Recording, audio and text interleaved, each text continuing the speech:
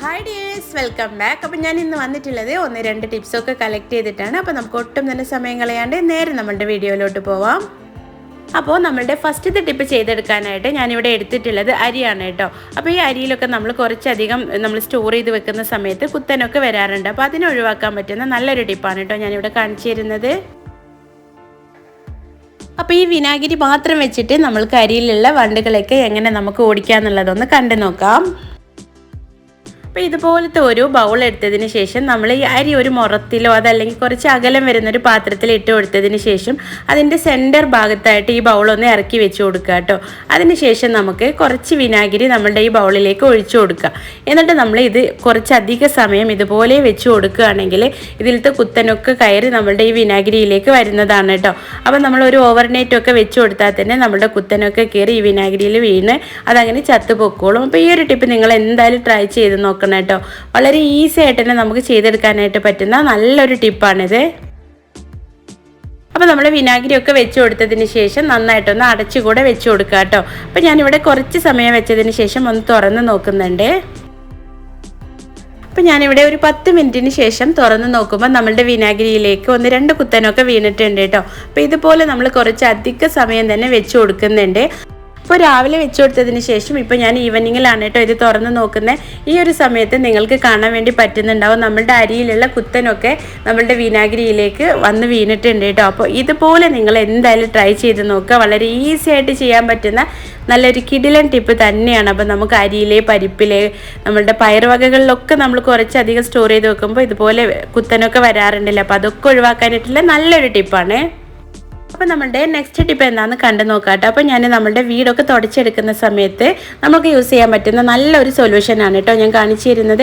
അതിന് വേണ്ടിയിട്ട് ഞാനിവിടെ ഒരു ബൗൾ എടുത്തിട്ടുണ്ട്. അപ്പോൾ നമ്മൾ അധികം യൂസ് ചെയ്യാത്ത ഒരു ബൗൾ വേണം കേട്ടോ എടുക്കാനായിട്ട്. അതിനുശേഷം നമുക്ക് അതിലേക്ക് 1-2 കർപ്പൂരം ഒന്ന് നല്ലപോലെ കൈ വെച്ച് പൊടിച്ചതിന് ശേഷം ഒന്ന് ചേർത്ത് കൊടുക്കുക കേട്ടോ. അപ്പോൾ ഒരുപാട് അങ്ങ് പൊടിഞ്ഞ് ഇതായി പോകേണ്ട ആവശ്യമൊന്നുമില്ല. നമ്മളിതിലേക്ക് വെള്ളം ചേർത്ത് കൊടുക്കുന്നതാണ്. അപ്പോൾ അത് നന്നായിട്ട് തന്നെ നമുക്ക് ഉടഞ്ഞ് കിട്ടും കേട്ടോ. അപ്പോൾ കൈ വെച്ചിട്ട് ഞാൻ ജസ്റ്റ് ഒന്ന് ഇതുപോലെ ഒന്ന് ഉടച്ചിട്ട് കൊടുക്കുന്നുണ്ട്. അപ്പോൾ നമ്മൾ വീടൊക്കെ ക്ലീൻ ചെയ്യുന്ന സമയത്ത് വീക്കിലി വൺസൊക്കെ ഈ ഒരു രീതിയിൽ നമ്മളുടെ വീടൊക്കെ തുടച്ചു കൊടുക്കുകയാണെങ്കിൽ ഒന്നും കൂടെ ഹൈജീനിക് ആയിട്ടും ക്ലീൻ ആയിട്ടും കിട്ടുന്നതാണ്. ഇനി ഞാൻ ഇതിലേക്ക് ചേർത്ത് കൊടുക്കുന്നത് നമ്മളുടെ കല്ലുപ്പാണ് കേട്ടോ. അപ്പോൾ ഒരു കൈപ്പിടി അളവിലാണ് ഞാനിവിടെ കല്ലുപ്പ് എടുത്തിട്ടുള്ളത്. ഈ ഒരു അളവിൽ തന്നെ മതിയാകും കേട്ടോ. നമുക്കൊരു വീട് തുടച്ചെടുക്കാനായിട്ടുള്ള ഒരു സൊല്യൂഷൻ റെഡിയാക്കാനായിട്ട് ഇതന്നെ മതിയാകും. ഇനി നമുക്ക് അടുത്തതായിട്ട് ഇതിലേക്ക് ചേർത്ത് കൊടുക്കാനായിട്ട് ഞാനിവിടെ പൗഡറാണ് കേട്ടോ എടുത്തിട്ടുള്ളത്. അപ്പോൾ നമുക്ക് ഡേറ്റ് കഴിഞ്ഞ പൗഡറൊക്കെ ഉണ്ടെങ്കിൽ അതും യൂസ് ചെയ്യാവുന്നതാണ് കേട്ടോ. കുറച്ച് സ്മെല്ല് ഉണ്ടാവണമെന്നേ ഉള്ളൂ. അപ്പോൾ ഇത് ഞാനിവിടെ പൗഡർ കുറച്ച് ഇതിലേക്ക് ഇട്ട് കൊടുത്തിട്ടുണ്ട്. അപ്പോൾ നമ്മളുടെ പൗഡർ ഇട്ട് കൊടുത്തതിന് ശേഷം കുറച്ച് ചൂടുള്ള വെള്ളമാണ് കേട്ടോ ഞാനിതിലേക്ക് ഒഴിച്ചു കൊടുക്കുന്നത്. അപ്പോൾ നമ്മളുടെ ഈ പൗഡറൊക്കെ പെട്ടെന്ന് മെൽറ്റായി കിട്ടാനും നമ്മൾ ക്ലീൻ ചെയ്യുന്ന സമയത്ത് ഒരു ലൈറ്റ് ചൂടിൽ നമ്മൾ ക്ലീൻ ചെയ്തെടുക്കുകയാണെങ്കിൽ വളരെ നല്ലതാണ്. അപ്പോൾ അതുകൊണ്ടാണ് ഞാനിവിടെ ഇതിലേക്ക് ചൂടുവെള്ളം ചേർത്ത് കൊടുത്തിട്ടുള്ളത്. ഇനി നമുക്ക് സിന്തറ്റിക് വിനെഗർ കൂടെ കുറച്ച് ഒഴിച്ചു കൊടുക്കുക കേട്ടോ. വളരെ കുറഞ്ഞ അളവിൽ മാത്രം മതിയാകും. അതും കൂടെ ഞാൻ ഇതിലേക്കൊന്ന് ഒഴിച്ചു കൊടുക്കുന്നുണ്ട്. അപ്പോൾ നമ്മുടെ സൊല്യൂഷനിലേക്കുള്ള ഇൻഗ്രീഡിയൻസ് ഒക്കെ ഇവിടെ റെഡിയായി കഴിഞ്ഞിട്ടുണ്ട്. ഇനി നമുക്കിത് നല്ലപോലെ ഒന്ന് മെൽറ്റാക്കി എടുക്കണം കേട്ടോ. അപ്പോൾ ഇത് നന്നായിട്ട് തന്നെ സ്പൂൺ വെച്ചിട്ട് ഞാനിവിടെ മിക്സ് ചെയ്തും കൂടെ എടുക്കുന്നുണ്ട്. അപ്പോൾ നമ്മുടെ ഉപ്പൊക്കെ നല്ലപോലെ മെൽറ്റായി പോകണം. അപ്പോൾ നമുക്ക് നന്നായിട്ട് തന്നെ ഇതൊന്ന് മെൽറ്റാക്കി എടുക്കാം. അപ്പോൾ ഇതേ നമ്മളുടെ സൊല്യൂഷനൊക്കെ ഇവിടെ റെഡിയായി കഴിഞ്ഞിരിക്കുകയാണ്. അപ്പോൾ നന്നായിട്ട് തന്നെ നമ്മളുടെ ഉപ്പൊക്കെ മെൽറ്റായി കിട്ടിയിട്ടുണ്ട്. ഇനി നമുക്ക് ആവശ്യമായിട്ട് വരുന്നത് നമ്മൾ വീട് തുടച്ചെടുക്കാനായിട്ടുള്ള വെള്ളമാണ് കേട്ടോ. അപ്പോൾ ഞാനിവിടെ ഒരു ബക്കറ്റിൽ ഈ ഒരു അളവിലാണ് കേട്ടോ ഞാൻ വെള്ളം എടുത്തിട്ടുള്ളത്. അപ്പോൾ നിങ്ങൾക്കൊക്കെ നിങ്ങളുടെ വീട് തുടക്കാൻ ആവശ്യമായിട്ടുള്ള വെള്ളം എടുക്കാവുന്നതാണ്. ഇനി നമുക്ക് നമ്മൾ നേരത്തെ റെഡിയാക്കി വെച്ചിട്ടുണ്ടായിരുന്ന നമ്മുടെ സൊല്യൂഷൻ ഈ വെള്ളത്തിലേക്ക് ചൂടോടുകൂടി തന്നെ ഒഴിച്ചു കൊടുക്കുക കേട്ടോ.